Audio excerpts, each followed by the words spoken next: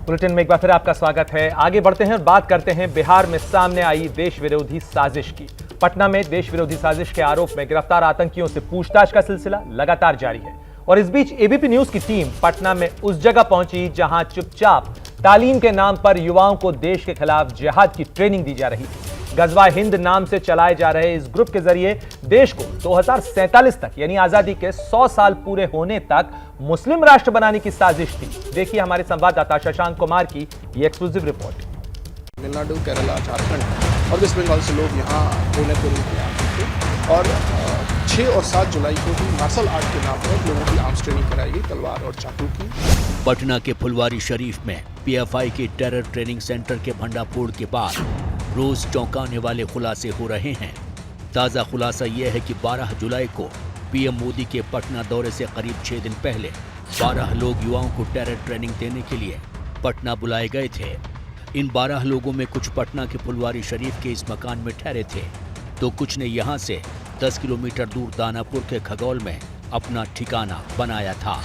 इस वक्त हम पटना में दानापुर रेलवे स्टेशन के पास हैं। आपको दिखाना चाहेंगे ये दानापुर रेलवे स्टेशन के बिल्कुल पास का एरिया है। वहां देखिए एक छत पे लाउड स्पीकर लगा हुआ है। हम अपने कैमरा पर्सन विशाल राय को कहेंगे आपको जूम कर दिखाएं। जो लाउड स्पीकर जिस छत पे लगा हुआ है वहां पर मस्जिद और मदरसा दोनों है। जो सूत्र बता रहे हैं कि यहाँ पर बाहर से दूसरे राज्यों से लोग आए थे और यहाँ पर युवाओं को ट्रेनिंग देते थे। उन लोगों का एक ही लक्ष्य था कि 2047 तक भारत को मुस्लिम राष्ट्र बना दिया जाए। वो लोग चाहते थे कि हिंदू मुस्लिम के बीच में तनाव पैदा हो। पुलिस जांच में ये सब बात सामने आया था और इसके लिए वो लोग युवाओं को यहाँ पर ट्रेनिंग देते थे। खगोल के इस जामा मक्का मस्जिद में एक मदरसा भी चलता है। आरोप है कि यहीं पर तालीम के नाम पर अशिक्षित और बेरोजगार युवाओं को शारीरिक शिक्षा और मार्शल आर्ट्स के नाम पर हथियार चलाने की ट्रेनिंग दी जाती थी। जो 11 तारीख को छापेमारी में पुलिस को दस्तावेज मिले हैं उसमें कुछ आपत्तिजनक दस्तावेज थे। ये भी पता चला कि ये लोग पीएफआई एसडीपीआई से जुड़े हुए हैं। 2047 तक भारत को मुस्लिम राष्ट्र बनाना चाहते थे। तो उनके पास से इसका एक डॉक्यूमेंट भी बरामद हुआ था। तो देश विरोधी गतिविधियां जो है इस तरह के सेंटर्स पे चलती थी। यहीं पर अशिक्षित युवाओं को जो है ब्रेन वॉश करके हथियार चलाने का ट्रेनिंग दिया जाता था। मार्शल आर्ट के नाम पर यहाँ पर गलत ट्रेनिंग दी जाती थी। तो ये वही एरिया है जो हम आपको दिखा रहे हैं तस्वीर में। लगभग 2 कट्ठे के प्लॉट पर यह बना हुआ है। नीचे कैंपस में यहाँ पर ट्रेनिंग देने का काम जो है वो किया जाता था। हालांकि मदरसे के मौलवी तबारक करीम इन आरोपों से साफ इनकार कर रहे हैं। सर यहाँ पे तो कोई नहीं रुके हैं, ना कोई आए ना किसी को देखे। यहाँ पे ऐसी बात नहीं है। यहाँ पे तालीम दी जाती है। मतलब कहा जा रहा है कि पीएफआई एसडीपीआई के आड़ में देश विरोधी गतिविधियां चल रही हैं। गलत बात है। यहाँ पे कोई ऐसा बात नहीं है। कोई यहाँ पे आया ही नहीं सर। ना कोई रुका है यहाँ? ना कोई रुका यहाँ पे। अच्छा, कितने दिन से आप हैं यहाँ पे? हम 4 साल से हैं। आपको बता दें 11 जुलाई की शाम को फुलवारी शरीफ के अहमद पैलेस से मोहम्मद जलालुद्दीन अतहर परवेज के बाद इस टेरर मॉड्यूल के खौफनाक इरादों के खुलासा हुआ था। यही वो अहमद पैलेस है जहां से पुलिस ने पीएफआई के 2 संदिग्ध आतंकी को गिरफ्तार किया है। जो जानकारी मिल रही है उसके मुताबिक यहाँ पे मुस्लिम राष्ट्र बनाने की भारत को साजिश हो रही थी। इन लोगों के पास से पुलिस को कुछ दस्तावेज भी मिले हैं जिसमें लिखा हुआ है कि 2047 तक भारत को मुस्लिम राष्ट्र बनाया जाएगा। इनके ठिकाने से पीएफआई के बैनर, पोस्टर, झंडे और अतहर परवेज के नाम जारी की गई एक ट्रॉफी भी मिली। तो देखिए वहां से पीएफआई एसडीपीआई का झंडा, बैनर, पोस्टर ये सब मिला। हम आपको दिखा रहे हैं। यही वो तस्वीरें हैं। आप देखिए उनके घर पे जब छापेमारी पुलिस ने की है तो वहां से पीएफआई एसडीपीआई का झंडा, पैम्पलेट, पुलिस को और भी अन्य जो दस्तावेज हैं वो बरामद हुए हैं। तमिलनाडु, केरला, झारखंड और वेस्ट बंगाल से लोग यहाँ ट्रेनर के रूप में आते थे और 6 और 7 जुलाई को ही मार्शल आर्ट के नाम पर लोगों की आर्म्स ट्रेनिंग कराई गई, तलवार और चाकू की। पुलिस के मुताबिक इस टेरर मॉड्यूल का सबसे बड़ा मकसद है भारत को मुस्लिम राष्ट्र बनाना, जिसका ब्यौरा दर्ज है इस दस्तावेज में। इस दस्तावेज पर लिखा है India 2047 towards rule of Islamic India, not for circulation. इस बुकलेट को चोरी छिपे संगठन के बीच बांटा जाता है। इनका जो ये इंडिया विजन 2047 है towards rule of Islam in India, internal document not for circulation, ये बांटने के लिए नहीं है। ये लोग गुप्त रूप से इसको करते हैं।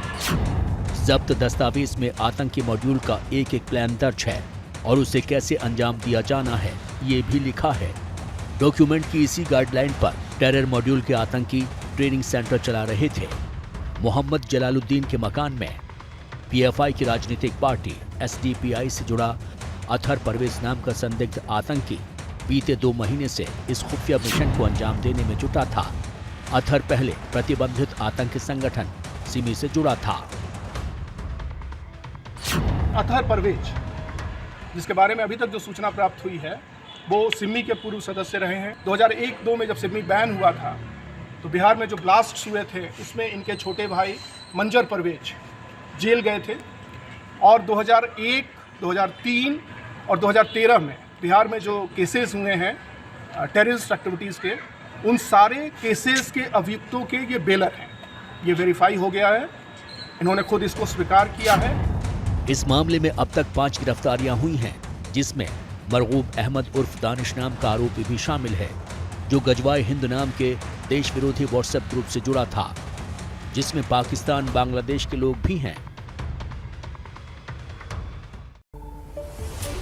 तो आपने देखा किस तरीके से बिहार में भारत विरोधी साजिश के तार फैलाए जा रहे थे और पटना पुलिस ने भारत विरोधी व्हाट्सएप ग्रुप चलाने के आरोप में 26 साल के जिस युवक मरगूब अहमद दानिश को गिरफ्तार किया है, उसके पाकिस्तानी चरमपंथी संगठन तहरीक-ए-लब्बैक पाकिस्तान के साथ संबंध भी सामने आ रहे हैं। पुलिस के मुताबिक मरगूब अहमद दानिश के पिता सैफुद्दीन ने एबीपी न्यूज से जो बातचीत की उसमें उन्होंने कहा कि उनका बेटा निर्दोष है।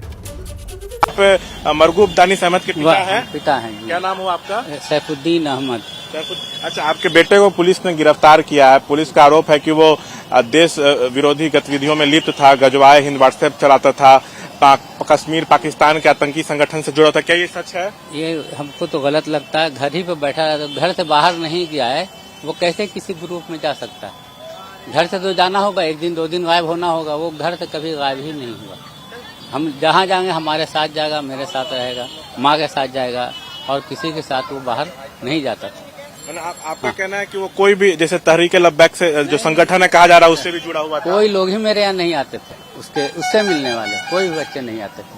अच्छा, आप उसका व्हाट्सएप वगैरह, पुलिस ने उसको उसके फोन के साथ गिरफ्तार किया। पुलिस ने कहा कि उसके फोन में कई आपत्तिजनक पोस्ट थे जो व्हाट्सएप ग्रुप में डाले जाते थे। तो क्या वो व्हाट्सएप ग्रुप चलाता था? वो उसका माइंड, हाँ, व्हाट्सएप मोबाइल ही चला रहा, तो उसमें व्हाट्सएप भी होगा। हमको तो उसके बारे में जानकारी मोबाइल का नहीं है कुछ, कि क्या कर रहा है, कैसे चलाया जाता है, क्या किया जाता है। हमारे पास ये मोबाइल है, यही चलाते हैं हम। अच्छा, मैंने आपका बेटा कोई गजवाए हिंद व्हाट्सएप चलाता था या नहीं? आतंकी ग्रुप था? नहीं, हमको नहीं मालूम।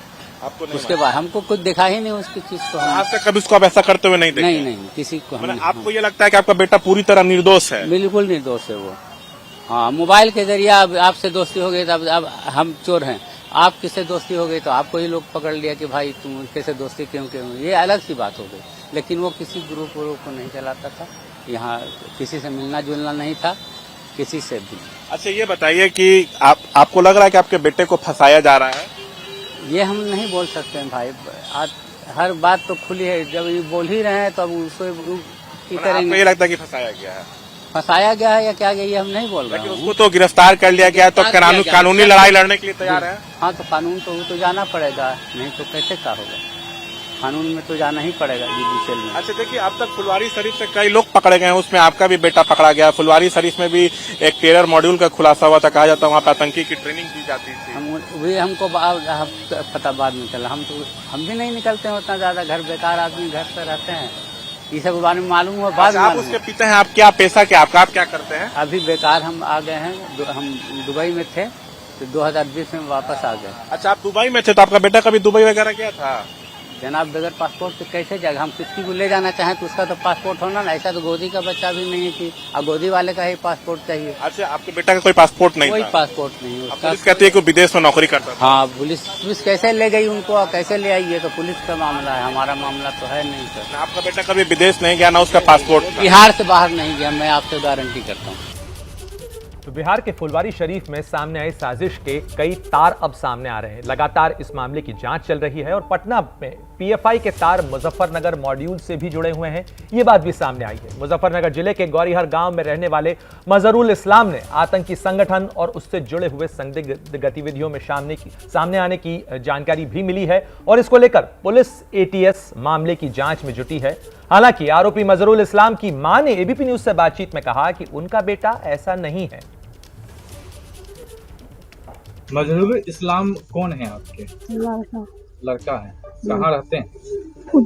कहाँ रहते हैं? वो आते रहते हैं। क्या करते हैं वो? कुछ ना, उसको तो कोई काम ही नहीं है, निकम्मा है। पढ़ाई भी कराते हैं? पढ़ाई कराते हैं। कितना तक पढ़ाई किए हुए हैं खुद? पढ़े हुए हैं, वो तो उर्दू से इंटर भी नहीं हुआ है। अभी वो कहाँ रह रहे हैं?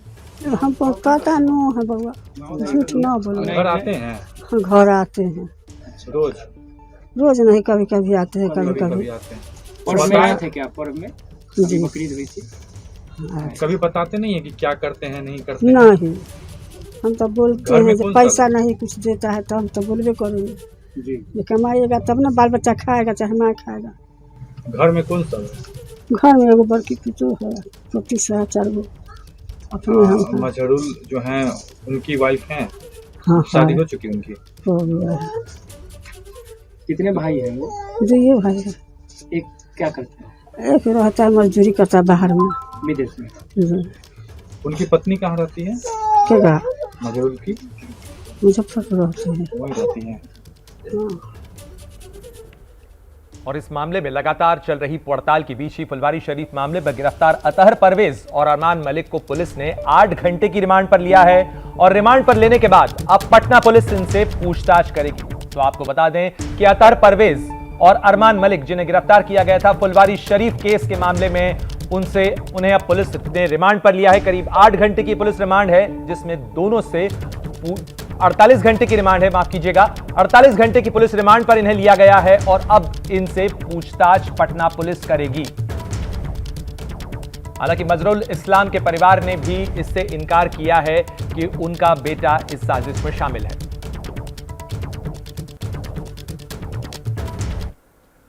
पटना टेरर मॉड्यूल की जांच जैसे जैसे आगे बढ़ रही है, इसमें कई नए चेहरे भी शामिल हो रहे हैं। हमारी ये खास रिपोर्ट देखिए जो उजागर करती है इन तमाम चेहरों को। इनका मकसद हिंदुस्तान में दहशत फैलाना नहीं बल्कि खतरनाक आतंकी संगठन बनना था। टेरर मॉड्यूल का पर्दाफाश पटना में हुआ, लेकिन इसका तार बिहार की राजधानी से सैकड़ों किलोमीटर दूर मोतिहारी से जुड़ गया। एक और नया चेहरा सामने आया है जिसका नाम है रियाज मारूफ उर्फ बबलू।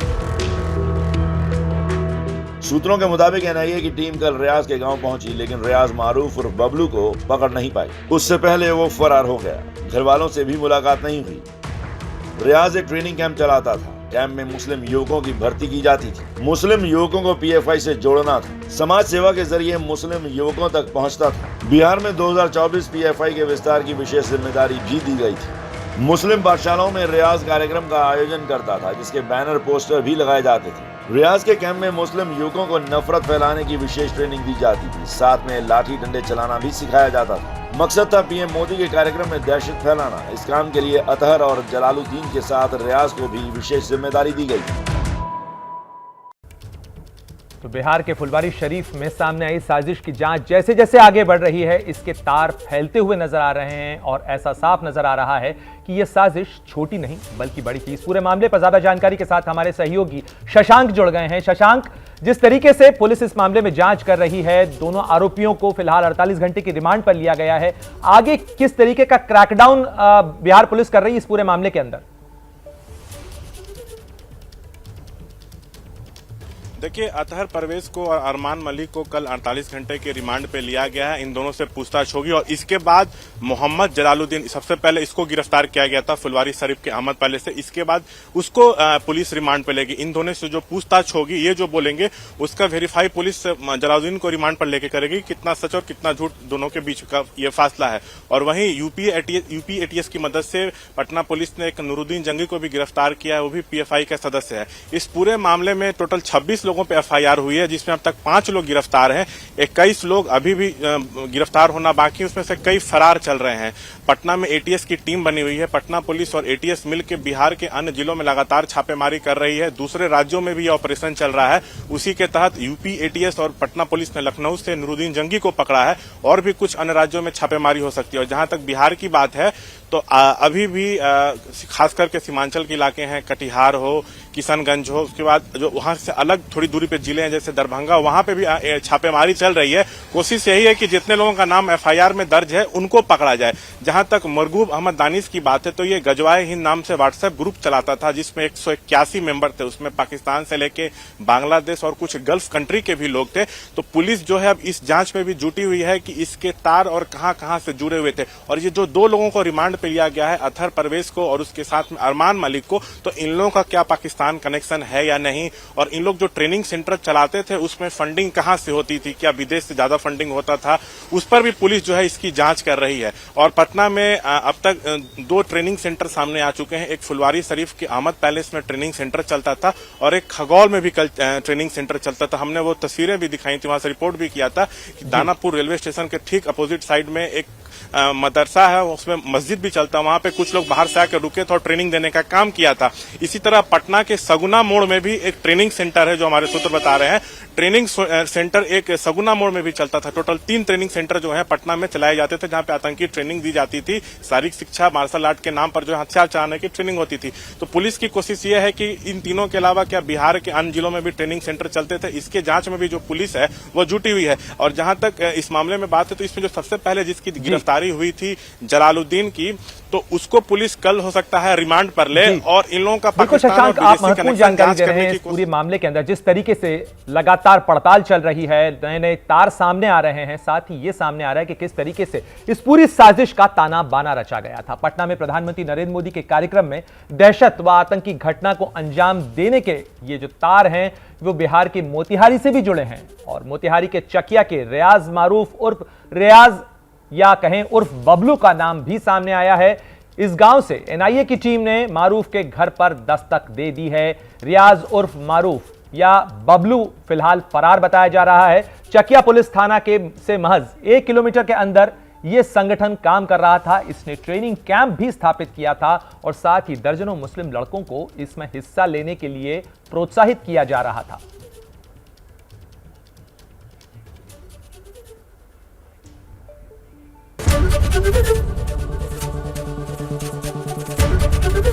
एबीपी न्यूज आपको रखे आगे।